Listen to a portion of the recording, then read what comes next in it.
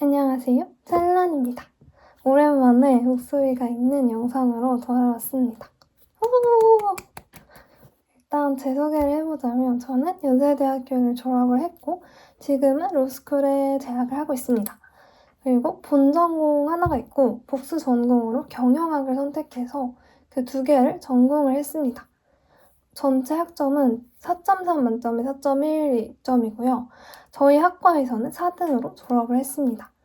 이제 본 전공이 약간 실기 수업 이런 게 많은 수업이라서 저는 본 전공은 잘 못했어요.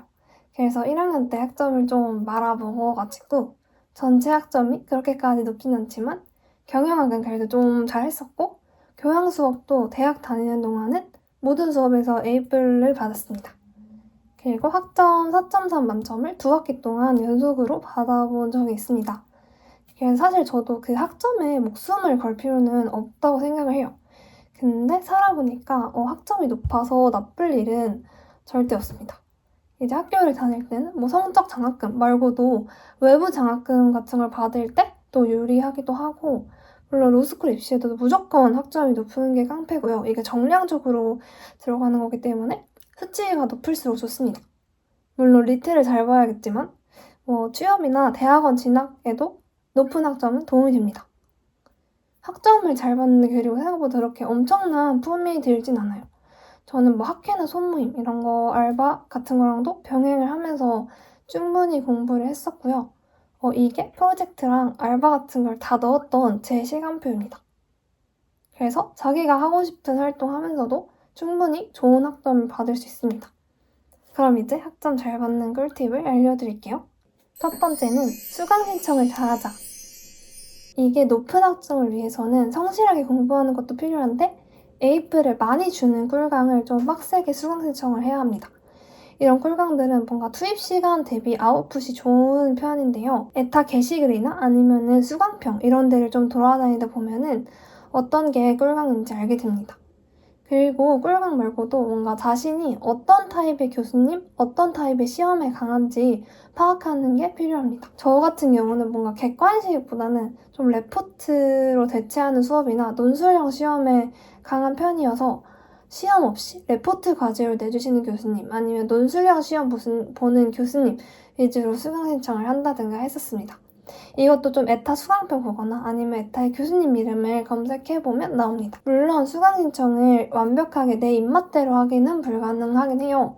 어느 정도는 타협을 하긴 해야 되고, 물론 당연히 대학이 이 높은 학점을 받으러만 오는 곳이 아니니까 저는 좀 빡세더라도 듣고 싶은 수업이 있으면 그걸 가장 우선해서 들었습니다. 근데 본인에게 뭐 학점이 좀 중요하다, 나는 무조건 로스쿨을 갈 거다 이러면 고민을 해야겠죠?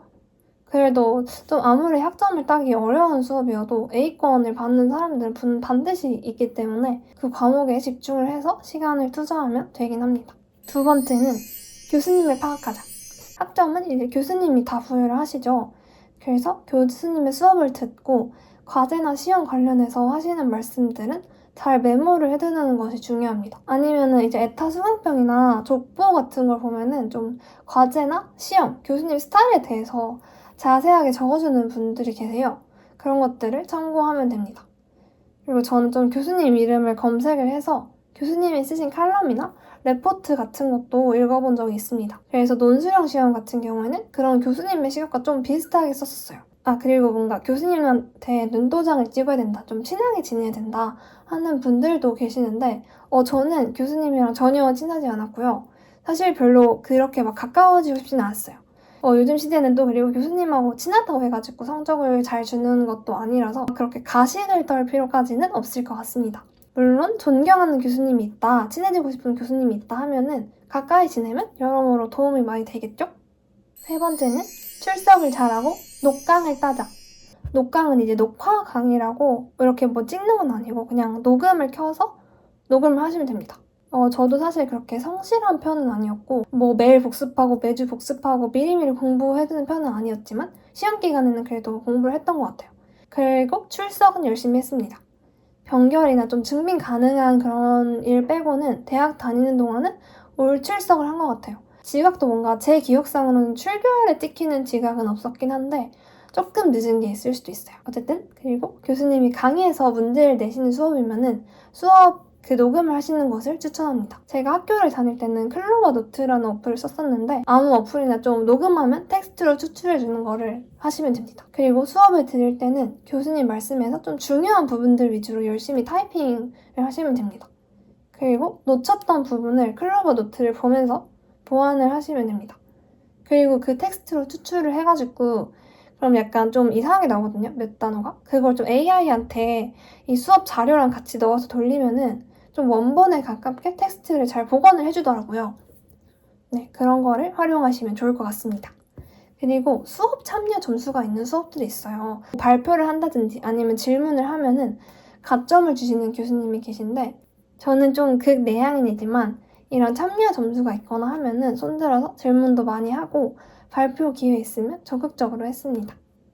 네 번째는 일정 관리를 잘하자. 캘린더 어플이나 플래너, 다이어리를 쓰는 것도 좋고요. 저는 스터디 플래너를 가끔 썼습니다. 근데 일정 관리는 그냥 메모장에 이런 식으로 적고 상단에 고정을 해서 확인을 했습니다. 내가 과제 마감 이런 거를 놓치는 것이 없도록 일정을 잘 관리해주는 게 필요합니다. 이제 마지막으로 과제, 시험, 그리고 팀플에 대해서 말씀을 드리자면 아까도 말했지만 과제랑 시험은 교수님 스타일 파악이 중요합니다. 과제 같은 것도 좀 자신의 생각을 잘 쓰는 걸 좋아하는 교수님이 계시고 있는 정보를 좀 체계적인 형태로 근거를 가지고 잘 쓰는 걸 좋아하는 교수님도 계십니다. 이런 걸 좀 파악해서 쓰시는 것이 좋고요. 시험은 미리미리 공부를 해두면 베스트긴 하지만 저도 벼락치기 형이었고요. 벼락치기를 하더라도 그 짧은 기간 동안 집중해서 최선을 다하면 저는 A뿔을 받을 수 있다고 생각합니다. 절대 마지막까지 포기를 하면 안 돼요. 저는 약간 진짜 시험 전날에 공부해서 A뿔을 받은 적이 있었거든요. 물론 논술형 시험이라 가지고 그냥 좀 말을 아무 말이나 썼긴 한데 네, 그래서 절대 마지막까지 이 내 학점을 포기한다는 생각을 안 하셨으면 좋겠습니다. 물론 공부를 안 한 시간들은 어쩔 수 없지만 우리한테 남은 시간이 있기 때문에 그 시간 동안 집중해서 공부를 하면 됩니다. 그리고 족보가 있고 족보를 타는 수업의 경우는 그것들을 사서 공부를 했습니다. 이게 사실 가장 효율적이에요. 약간 에타모세 같은데 에타에 검색해보면은 족보를 파시는 분들이 있어요. 만약에 족보가 없는 수업이면은 수업 들으면서 우리가 아까 만들었던 그런 타이핑 자료나 교수님께서 수업 때 사용하시는 PPT 그리고 주시는 자료들 이런 것들을 계속 반복해서 읽으면서 공부를 했습니다. 좀 노트 필기 좋아하시는 분들은 이렇게 쓰시면서 공부를 해도 좋고요. 저는 좀 귀찮기도 하고 그래도 여러 번 계속 보면은 외워지긴 해가지고 이렇게 타이핑본을 이렇게 프린트를 해서 그 중요한 부분에 형광펜을 쳐서 이걸 계속 반복을 해서 봤습니다. 그리고 제가 대학생이었던 시절엔 AI가 좀 멍청했거든요. 근데 이제 엄청 똑똑해져가지고 걔네한테 족보랑 교수님 자료를 학습시켜가지고 이런 스타일로 나한테 문제를 내봐라 이렇게 활용을 하면 좋겠죠? 그리고 팀플 같은 경우는 저는 좀 자율적으로 조를 짤 수 있을 때는 에타에서 진짜 열심히 하실 분들을 구한다 이렇게 글을 써서 인원을 모집을 해서 조를 짰습니다. 그러면 정말 열심히 하시는 분들이 와주시더라고요. 그리고 랜덤이면은 잘 걸리도록 기도를 하면 됩니다. 그래도 1인분 한다라는 생각으로 참여하는 것이 저는 좋다고 생각합니다. 여기까지 봐주셨다면 감사하고요. 질문 같은 게 있으시면 유튜브 댓글로 달아주시면 답변을 해드립니다. 그리고 다음 영상은 교회 장학금 받는 법에 대해서 좀 자세하게 알려드리겠습니다. 그럼 안녕!